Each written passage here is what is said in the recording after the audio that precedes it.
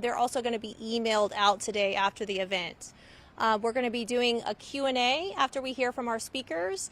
And when we open up for questions, please state your name and outlet before your question. Our speakers today are Peter Orth, and he's the Senior Supervisory Special Resident Agent for our Yakima and Tri-Cities resident agencies for FBI Seattle. We also have Sheriff Mike Morrison here today to speak with you. And so now I'll invite our speakers up to the podium to say a few words. Thank you.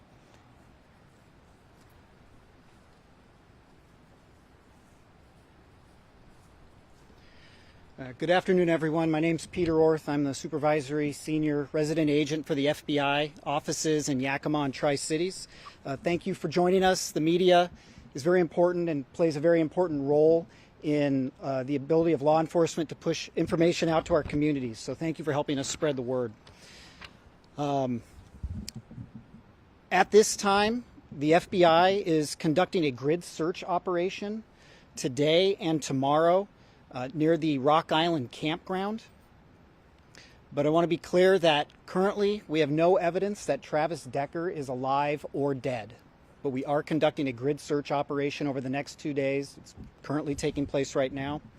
We hope to find evidence that will lead us to Travis Decker or any information regarding the murder of his 3 daughters. By thoroughly searching and documenting the area, we can help prevent the need to review the area in the future by collecting all possible evidence. Today there are nearly 100 FBI and partner agencies personnel on the ground to participate in this search operation. We have specialty teams from the federal government and local partner agencies all deployed here today and tomorrow for this operation. For almost 3 months, the investigators, led by the Chelan County Sheriff's Office and the FBI, have carefully followed hundreds of tips regarding the search for Travis Decker in this investigation.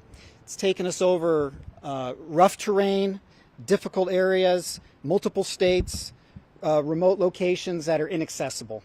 The residents and visitors of Chelan County know very well that these areas are covered with vast dirt roads that stretch for miles, no cell phone service, and many other challenges. That effort gets more difficult as time goes on. The elements bury, they carry away, erode the very items that we're looking to seek and capture for the investigation. Our search teams today are out in 90+ degree weather trying to gather all this evidence.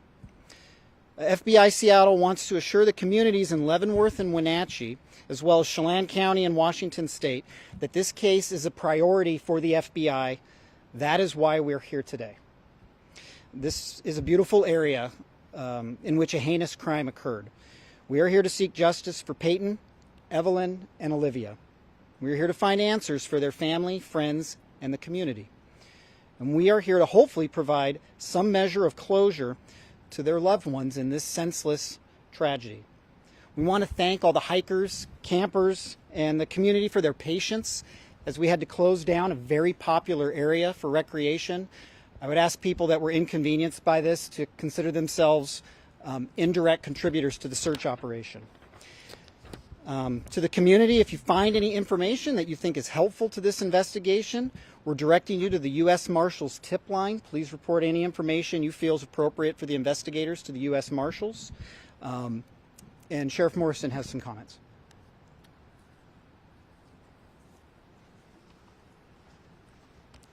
Thank you. Thank you all for being here again. I just want to publicly recognize Peyton, Evelyn, and Olivia again. We have not forgotten about them. We still send our thoughts and prayers up to them. We're thinking of their family during this time. But more importantly, I just want to say thanks to the Seattle office of the FBI and all the partnering offices that have also come out to support this current operation. We've made it very clear over the last 3 months that we have not given up. We've continued to track down leads. Our investigative unit continues to follow up on evidence that's coming back from the Washington State Patrol. We thank Chief Batiste and his agency for, again, being a valuable partner. You see them out there again today. I'd also like to thank the U.S. Marshals Service for also being out with us during our search. I'd also like to thank the Yakima County Sheriff's Office, the Yakima Police Department, the Spokane County Sheriff's Office, and our agency for being out there, along with the U.S. Forest Service, the U.S. Army's Criminal Investigation Division, and Central Washington University's Anthropology Department. Again, we recognize Chelan County Sheriff's Office as a medium-sized agency. We couldn't do this investigation on our own without our partners coming alongside of us, providing us the resources we need, in order to give the kind of investigation that these 3 young girls deserve, their family deserves, and more likely that our community also deserves. We want to bring closure. We want to bring answers. We understand the frustration. We're feeling it as well. It's been 3 months. We would love to have Travis Decker in custody, standing in front of a judge. We recognize that at times these kind of investigations take time. It's going to take perseverance, and as we saw with our partners in Okanogan County Sheriff's Office, after 3 years they were able to track down their homicide suspect, unfortunately deceased in a homeless camp in Spokane. We recognize that those are the kind of outcomes that do come over time. So it's going to take patience, understanding from our community. Again, we appreciate Whitney, her family, the girls' families and friends for being patient and understanding with the Sheriff's Office, and being understanding that our partners are doing anything and everything possible to do a thorough investigation, following up on all leads, and not limiting any kind of resources that are available. I appreciate the funding that's come in to allow this kind of operation to take place today. You've seen this over the last several months with our partnering and neighboring agencies, not only nationally within the state, but also internationally that have followed up on leads on our behalf. Again, the Sheriff's Office and the citizens of Chelan County are appreciative. We'll continue to be appreciative, but again, we will not relent, we will not give up until this investigation is concluded and that Travis is accounted for and or taken into custody. Again, I appreciate your time. Thank you for being here, showing support for us, and we'll take any questions you may have. Sheriff Michelle Esteban from KOMO News. Could you be specific about why this is such a targeted location? It seems to be site-specific. What has led investigators here? Absolutely. So this is the primary area where the initial crime took place. We've had our agents, our investigators, along with the U.S. Marshals Service and our volunteer search and rescue team that did a thorough grid search around the initial campsite. We had our investigators embedded in with that process. The FBI is now following up behind to expand that out. Based off the information that we've received back from behavioral analysis on a possible outcome of how this may have gone or where Travis may have gone, we wanted to expand our efforts out. And further, we wanted to support and provide a solid foundation for our investigation and what areas we have searched for future investigators when they come on scene if we haven't settled this or found Travis in the next couple of years. But it's going to take us some time, and we're going to continue to do a thorough search and continue to expand out around the initial crime scene to ensure we didn't miss anything. I believe we did a thorough search initially, but again, when we come back with new technology, more resources, more personnel, that allows us to better document what we have covered for future investigations. And Sheriff Morrison, Brady Wakayama with King 5 News. How did you folks decide on the time, on how long you plan on being out here? Just 2 days rather than a week, or less time or more time? Why is it only just 2 days? Based off the resources we had, and again, I'll let the FBI follow up further as they're the ones leading this investigation and the follow-up operation. It seemed appropriate with the amount of ground we were trying to cover, and again, we're mapping it out. If we need to expand further, I understand that they can take more time to expand out, but again, we've agreed on those 2 days. We'll reassess once that time frame comes to an end. And how much ground are we trying to cover over the next 2 days? As I understand it, we're going about a quarter-mile radius around the campsite. If we need to expand out further, we will. Based off investigations and follow-up we've done with the U.S. Marshals Office, looking into similar cases, we found that historically and typically that you found the homicide suspect and those responsible within a quarter mile of the scene, either alive and or deceased. Is there any new evidence that you've uncovered that you can share with us that led you to this location? No, again, it's just due diligence, making sure that we're checking our boxes and doing everything we can to best map it out in the future in case there comes a time where I'm not in office or our investigators aren't in office. It's well documented. There's a well-established history. Anyone can pick up where we left off. We saw this with the Green River Killer case. This started in the early 80s, expanded out in the early 2000s. I can tell you that a lot of the investigators that were assigned to that case had long since retired. Once he was taken into custody, again, we want to lay that kind of foundation in case our investigation goes that long. But we remain committed and going to make sure that we do a thorough job. Sheriff, are you guys still using the air resources as well, or is this all a foot search today? This is all ground, but we do have air resources if we need to call them back in. And we appreciate the FBI for taking point on that. We also appreciate Spokane Police Department that brought their drone unit before. We've had our drone unit out, along with Spokane County, Snohomish County, King County, our air units, and Washington State Patrol's fixed wing. So we know if we have to call upon them, they will be available. But at this time, we understand that getting boots on the ground and into the thicker brush is probably our best point leading forward. Sheriff, is there kind of a rush to get out here and possibly try to get things settled? I know that you're closing for the next 2 days, but Memorial or the next holiday is right around the corner. Do you guys foresee maybe taking the rest of the week, expanding into other areas, or is this just going to happen over the next few days and then we're just going to wrap up before the holiday? We've never been rushed. So this is an investigation looking into the homicide of 3 young girls. If it requires us to expand our time out on the ground further, we'll do so. We're going to start off with 2 days. We understand that they're limited resources. These are taxpayer dollars that we're utilizing. We're not going to be wasteful with them, but we're going to make sure to be thorough. If we need to go out to the end of the week, we will. The holiday weekend is not going to obstruct our investigation or slow us down. We understand it may be an inconvenience for those who want to come here and recreate. We are a tourist destination. We recognize that, but we're also 2,900 plus square miles. There's other places to camp. We appreciate the community support, those visitors' support, and we understand this does present an inconvenience, but there are a lot of other areas where you still can recreate, camp here within our county. We welcome you, but for the time being, that area is closed for our operations, and if we need to expand out, we will, but we've never been in a hurry. We're going to be thorough, we're going to be detailed, because justice remains on it. So it depends on us. We want to make sure that we're doing everything possible to present a strong case when we get to court. And Sheriff, you may have mentioned this before, but what additional resources are in this search versus previous ones? What's the difference? I'll allow the FBI to expand out more on what they've brought to the table, but I can tell you just the resources available from the units that are coming in. I've cited the U.S. Marshals Service, the FBI. This is the first time that I've seen the U.S. Army's Criminal Investigation Division on the ground too. We've had electronic sniffing dogs, we've had specialists in different fields. So we're just expanding out with what we have available to the criminal justice system, and that's not available to the Sheriff's Office. And again, we couldn't do this without the FBI's support, and we're grateful for that. You might be repeating yourself, but would you mind just sort of emphasizing what role the FBI will play and how they're going to take the lead in this search and why? They are the leads in this search. They're the ones that put forth the personnel, the funding, the coordination, the logistics. Again, we thank them. We appreciate them coming all the way over here and doing this. We understand what kind of a time consumption this is, what a resource consumption this is. Again, we could not do this without our federal partners. We're thankful for our federal partners, FBI, U.S. Marshals, Homeland Security Investigation. We've had Border Patrol out here assisting us as well. Just thankful for our federal partners, our local partners, our state partners, and we'll continue to work with them as best we can. Can you talk a little bit about, I mean, the slightly emotional side? You know, it has been almost 3 months to the day at this point. We're still looking. This is still something that people think about every day as households. Can you talk a little bit about maybe if it's a little bit defeating to still be doing this today? It's not defeating for us. We don't give up. We understand that the girls would not want us to give up, but I did talk with Whitney last night over the phone. I get her frustration. Of course, she wants the kind of closure where we can locate Travis and bring him to justice. And we also understand that our community is frustrated. We hear the comments back from the community as well saying, why haven't you guys found him yet? And of course, bringing up suggestions, we hear you. We're trying our best. We're doing what we can with the resources we have. We don't get frustrated though. We're not going to give up. We understand this could take years, and we'll be here. If it's not me wearing this uniform, it'll be another Chelan County Sheriff's deputy. It'll be another FBI agent. It'll be another U.S. Marshal. This is not going to go away till Travis is located. And again, we're going to continue to persevere, grind on, and we will find him in one fashion or the other. Can you speak a little bit? Current award that the U.S. Marshal Service is offering is $20,000, and I know I've heard calls from the public, why don't you raise that amount? Again, we don't control that. We appreciate the U.S. Marshals for putting in the work that they have, having Travis be in the spotlight that he is in, and also the funds that have been made available to turn him in. I don't think there's anything saying that members of the public couldn't come up with their own funds to offer up, but again, I would tread lightly in there because fraud is a real thing. But again, we're pursuing forward with justice.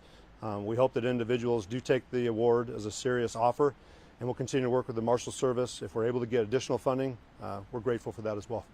Can you speak a little bit to, I know we've talked about the terrain extensively, his military training, but what is the likelihood with the type of weather we've experienced that Travis Decker is alive at this point? Yeah, we'd never presume that he's alive or dead until he's accounted for or found in one fashion or the other. I've said it before, I don't believe he's special in any way. He was part of the military. I appreciate his service. Right now, he's a criminal at large. He's wanted for murder and kidnapping. We have other individuals on the ground that are more trained. Our instructors in this field are actual survivalists, and I feel like we have the right members on our team, and he's got a lot of people hunting against him. I've said it before, he's got to be perfect every single day. We just have to be perfect once, and if he is still alive, I got to imagine he's pretty tired by now. But we understand the likelihood that there could be a potential that he is deceased, but until we find him, alive or dead, we're going to continue to search. Question for Agent Orth, if I could. Sure. The question was asked, sir, about resources. Jefferson Robbins with NCWI TV. The question was asked about FBI resources, and I know this is characterized as a grid search, but can you say anything about the people involved in the grid search? Are there people with specialties, special skills that you wanted to have for this operation? Yeah, absolutely. So we brought in people with specialty skills. The FBI maintains what's called the evidence response team. We have many of those individuals embedded with the teams. We have members of the FBI SWAT team embedded with each of the search teams that are out there. And to be clear, there are a number of search teams that are searching this area. It's not one big team moving around. It's several smaller teams. So we have those experts there. We have experts from outside agencies that are here. So we have electronics experts currently on the ground right now at the Rock Island Campground. So any possible investigative or search personnel that would bring an expertise to the table, they are here today. The notice of the closure of the Forest Service area came out on Friday. How far in advance was this operation planned? It's something we've been discussing for a while. It takes a long time to put this many resources, 100 people together with the right expertise in the same place at the same time. We also didn't want to, impact the public unduly because this is such a popular area. So I would just say weeks and weeks. This has been in the works. Maybe actually more than that. Were you counting on this weather? We'll take it. We'll take it. And once more, when do you guys plan on reopening this area? Obviously, Yeah. as we discussed, potentially 2 days to start, potentially longer, but what about now? So right now the game plan is for the area to be reopened Tuesday evening to the public. If we will change that if something during the search dictates that we need to. But at this point, it will be reopened Tuesday evening. And around what time? Do we have a Yeah, the Forest Service websites post a specific time. I believe it's roughly 5 o'clock. The Forest Service website has it for sure. When we're talking about this search, is it day and night, or are we doing like a 9 to 5 search? What does that look like? So it's more daylight hours is when we're searching. Even though it's really hot, we're searching daylight hours. We are going to have personnel overnight at the scene, but they will not be conducting the search. But it's daylight hours searching. That gives us the highest probability of spotting something visually because this is just an old-fashioned ground search. As Sheriff said, boots on the ground, eyeballs looking at the ground. And for anybody who's gone into this area and hiked, they know it's thick and dense. For anybody who's gone into this type of area and bushwhacked, which is what the teams are doing now, they know it's incredibly intense. And so it's just very manpower intensive. And you say overnight personnel, what's their role in all this? Scene security. Yeah, the scene is locked down. We don't want people coming in at night. So we have personnel who have locked the scene down. Is it unusual for the FBI to be involved in a search like this, and why or why not? No, it's not. This is a federal crime. There's a federal warrant out for Travis Decker, and so it's not unusual. The FBI can bring, as we've talked about today, a tremendous amount of resources to these problems. A rural area, remote, no cell phone service. We can bring those resources to the table. We can partner up with our law enforcement partners to be force multipliers. But at the end of the day, there's a federal crime, several federal crimes that have been committed, and so we're shoulder to shoulder with the sheriff's office. Okay. Why now? It's been almost 3 months. You guys have gone over this a few different times. Several agencies have. You've gone back to Rock Island a few times. Why now? Do you think you'll actually find something different? Well, we have to believe that. Yeah, there's nothing wrong with being. You can't be too thorough in a search like this. Like I said, it is such incredibly dense vegetation that anybody who walks down one of these trails could walk 10 meters off the trail and no one would ever know they're there. And so by coming in with a very, I would say, sophisticated search operation where everything has been divided up by GPS coordinates, responsibilities have been divided up very specifically. It's going to be documented electronically and visually what ground has been searched, what's been cleared, so that potentially future teams that come in don't need to go over the same area. Is there a fear that it's too late? I mean, there's been campers there. There's been people walking through that area. Evidence stomped all over potentially. Is it too late? No, it's never too late to go look for evidence. So no, we don't feel that way. So I just want to be clear, is there a break in the case here? Does that have anything to do with why you're targeting this area? Or is it what I'm hearing? We just need to be abundantly thorough and cover that grid, which we know we can do in 2 days? We need to be abundantly thorough and cover that grid very, very thoroughly, because the overgrowth, things on the ground get grown over very quickly. So we just want to be very thorough. There is no break in the case, to use your term. Okay. And the equipment they're going to be using, is this just like machetes? I mean, are they bushwhacking through? What, I mean, so is there any heavy equipment? nothing 'Cause special. With that terrain, you So probably can't. we have communications equipment back there because there's no cell phone service at all, but we have communications equipment back there so teams can be connected with our resources at FBI headquarters, outside resources if we need to bring additional things in, so the sheriff's office and the FBI can speak. But really, it is old-fashioned hard work, people walking through the woods, looking at the ground within sight of each other, not missing a single square foot, to make sure that this area that we were responsible for has been cleared and there's nothing of interest here. We need to now look somewhere else. Okay. Kevin Peter, KHQTV. Are you confident that 2 days is enough to cover this, what was it, quarter-mile radius beyond the campground? Yeah, as of now, this is the right amount of time. We may actually be able to expand outside the quarter mile, depending on how the search teams do this afternoon and tomorrow. We may actually go further out than what we initially intended. So. And I suspect, I don't want to assume that you agree with the sheriff, that historically, when you look at other cases, perhaps that are somewhat similar, oftentimes you may find your suspect within that radius. Do you believe that? And, yeah. And is that why? Can you just speak to that for a second? Yeah, the FBI believes that too, that, generally in these cases, not all the time, but a good amount of time, what we're looking for is not vastly different than the area where the crime occurred. So that is why we've centered our search operation today on where the crime occurred. Okay. Does anybody think he's got any sort of help? We're open to all possibilities. Is there a water element to this search? The river's been searched once or twice. Jeff Morrison was on one of those searches. This time around too? Sheriff, you want to speak to the water search? The FBI has a team up there right now from the Spokane County Sheriff's Office that's evaluating the area, but I don't believe they're in the water today. So we brought Spokane County Sheriff's Office's dive team in.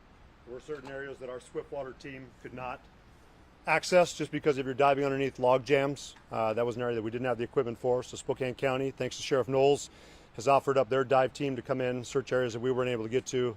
They should have their scuba gear, their dive tanks that's going to allow us to get into areas that, again, we weren't able to access, the National Park Service wasn't able to access. But we feel pretty confident with our Swiftwater team being in the water twice now to conduct searches since the water's come down. The National Park Service's Swiftwater Rescue Team been in the water for over 4 days. And now we have Spokane County Sheriff's Office's dive team going in the water too. We feel very confident the water's been covered thoroughly. But again, we'll utilize what resources we have and make sure that we didn't leave any stone unturned.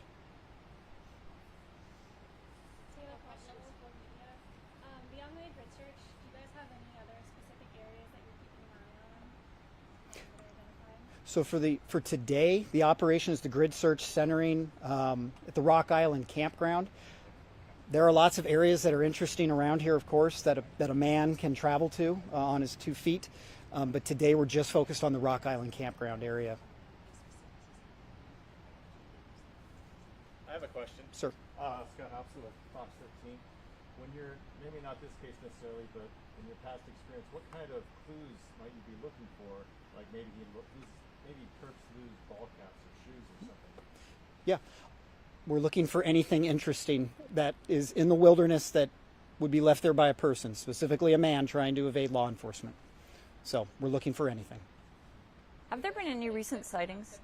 Pardon me? Are you guys still hearing from tips on that tip line? I'm sure it's died down. Yeah, absolutely. Tips still come in, and every one of them is evaluated. Like I said, the FBI and partner agencies, the Sheriff's Office, the Marshals have cleared literally hundreds and hundreds of tips. One by one, an agent or an investigator or a team of investigators is clearing each one of those tips. They are still coming in, yes.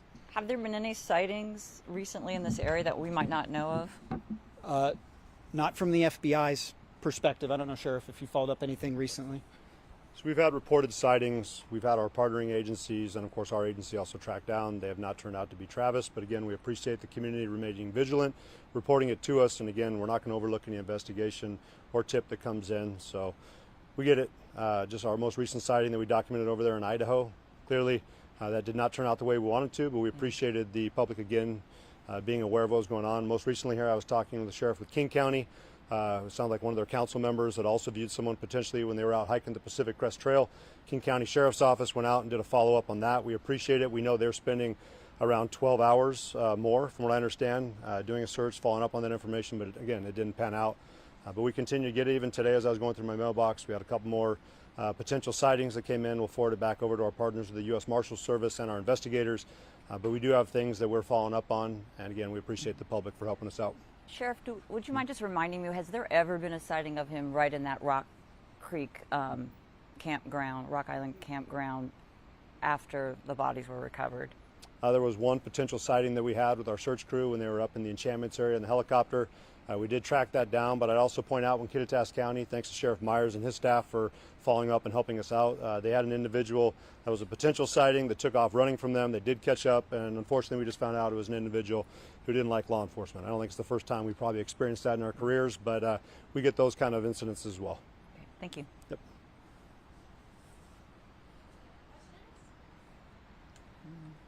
Coming out today, everyone. Yeah. All Thank right. you guys. Everyone Appreciate for your coming. time. Thanks. Thank you, sir.